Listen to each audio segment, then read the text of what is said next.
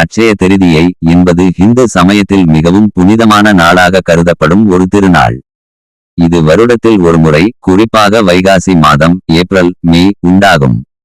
தமிழ் புத்தாண்டிற்கு பிறகு வரும் முக்கிய நாள்களில் இதுவும் ஒன்று. அட்சய என்பது ஊனாவதில்லாதது, அதாவது ஈடு செய்ய முடியாதது அல்லது நிரந்தரம் வளர்கின்றது என்பதை குறிக்கிறது. திருதியை என்பது சந்திரனின் வளர்பிறை மற்றும் தேய்பிறை காலங்களில் வரும் 3ஆம் நாளை குறிக்கும். இதனால் அட்சய திருதியை என்பது வளர்பிறை மாதத்தின் 3வது நாளாகும். இந்த நாளின் சிறப்புகள்: இன்று செய்யும் தானம், வழிபாடு, முதலீடு, புதிய தொடக்கம் போன்றவை நிதானமாக வளர்ச்சி பெறும் என்று நம்பப்படுகிறது.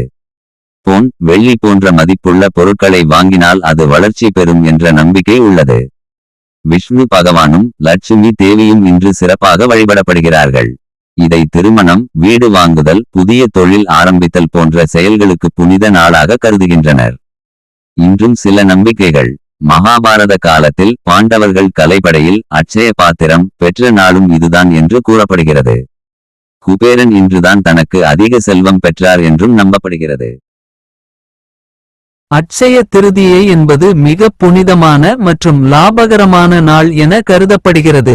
இந்த நாளில் செய்யக்கூடிய சிறப்பு செயல்கள்: தங்கம், வெள்ளி, புதிய ஆடைகள், புது சொத்து வாங்குவது. அது வாழ்வில் செழிப்பையும் வளத்தையும் அதிகரிக்கும் என்று நம்பப்படுகிறது. தர்மம் செய்வது, தானம், அன்னதானம், கல்விதானம் போன்றவை பெரும் புண்ணியம் தரும். விஷ்ணு, லக்ஷ்மி பூஜை செய்யும் இறைவனை நம்பிக்கையுடன் வணங்குவது செல்வச் சாமர்த்தியம் தரும்.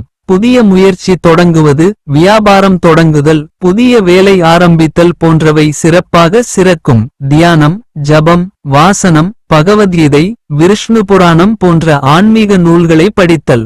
உழவர்களுக்கு விவசாயம் தொடங்க நல்ல நாள். பசுமை வளர்க்கும் செயல்கள் செய்யப்படுவது சிறந்த பலன் தரும்.